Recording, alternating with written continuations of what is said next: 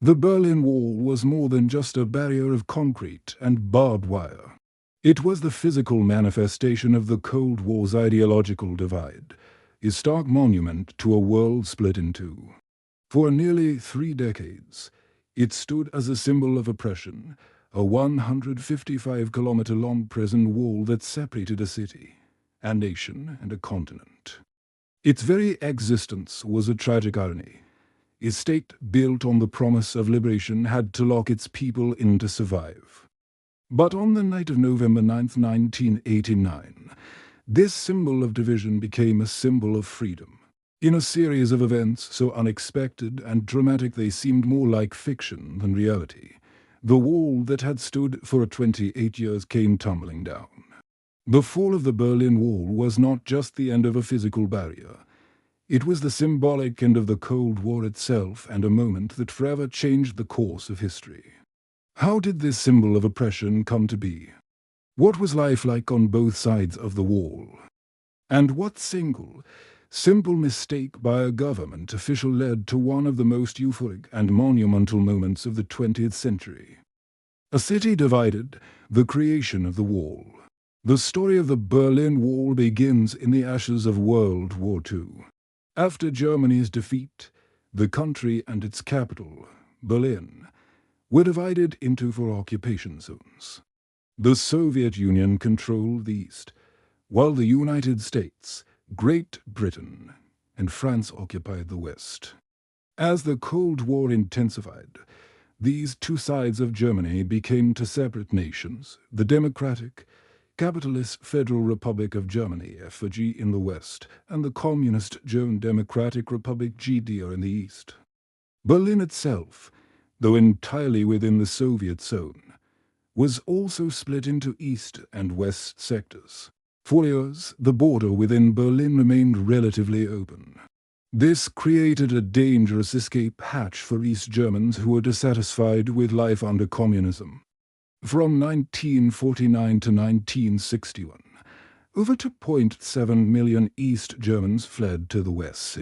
This brain drain of skilled workers, professionals, and intellectuals threatened to collapse the East German economy and undermine the legitimacy of the GDR. To stop this massive exodus, the East German government, with the full backing of the Soviet Union, took a drastic step. In the early morning hours of August 13, 1961, soldiers and construction workers began to lay down barbed wire fences and build concrete barriers, effectively sealing the border between East and West Berlin. The wall, which began as a crude barricade, would evolve over the next 2 decades into a heavily fortified complex known as the Death Strip, complete with watchtowers, anti-vehicle trenches, and an inner wall that made escape virtually impossible. Life on both sides, two worlds in one city. The wall created two distinct worlds within a single city. West Berlin, a democratic, capitalist enclave, became a powerful symbol of freedom and prosperity, kept alive by continuous support from its Western allies. Its vibrant culture, bustling streets, and plentiful consumer goods stood in stark contrast to the world just a few hundred meters away. East Berlin, the capital of the GDR, was a one-party communist state ruled by the Socialist Unity Party. Life was defined by government control, a lack of personal freedom, and a pervasive sense of surveillance. The infamous secret police, the Stasi, maintained a massive network of informers, ensuring that any dissent was quickly and ruthlessly crushed. While the state provided basic needs like housing and employment, there was a profound lack of consumer goods, and a drab, grey uniformity permeated daily life. For the people of East Germany, the wall was an ever-present, painful reality.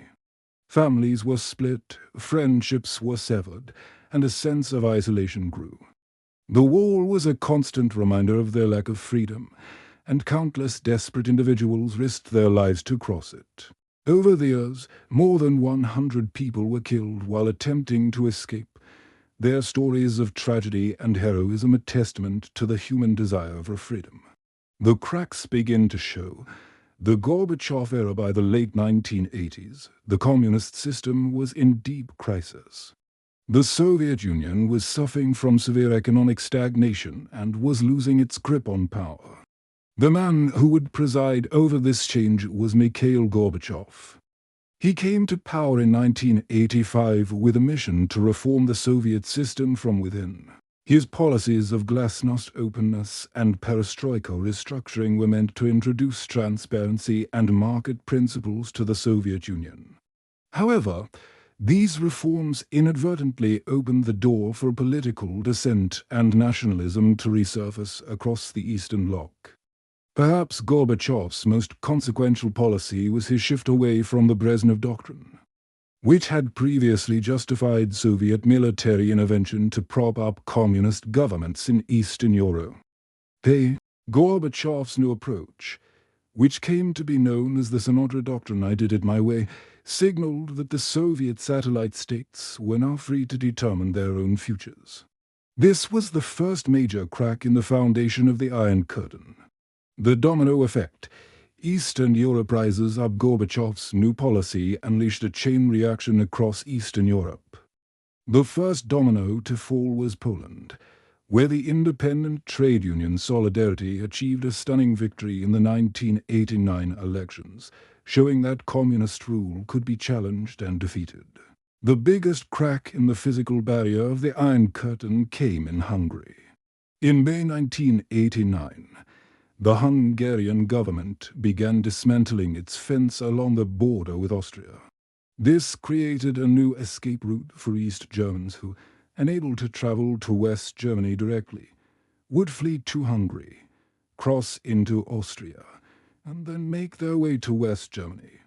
Thousands of East Germans took advantage of this opening, creating a humanitarian crisis and a political embarrassment for the GDR. As the government tried to cope with the mass exodus, a wave of peaceful protests began to swell in East German cities. The protests, initially small, grew exponentially. In cities like Leipzig and Dresden, tens of thousands of people marched with candles, shouting the iconic slogan, "Wir sind das Volk." We are the people. The demands for freedom of travel, free elections, and a dismantling of the Stasi grew louder and more insistent. The East German government, unable to use the violence that had crushed previous uprisings, was losing control. The night of November 9, 1989, a mistake that changed the world facing a complete loss of authority, the East German government planned to announce new, less restrictive travel regulations. They hoped that by allowing citizens to apply for visas to leave the country, they could diffuse the growing protests.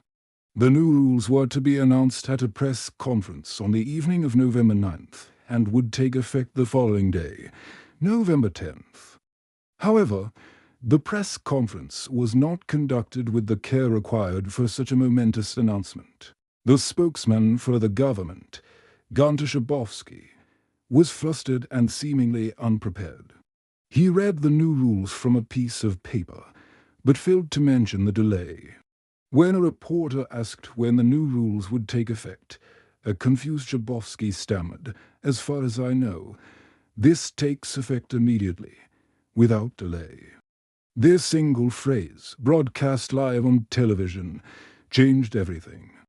The news spread like wildfire. East Germans, who had been watching the broadcast in disbelief, began to make their way to the checkpoints along the wall. In a matter of hours, thousands of East Berliners had gathered at the gates. At the checkpoints, the border guards were overwhelmed and had no orders. They tried to let some people through after stamping their passports, but the crowds were too large.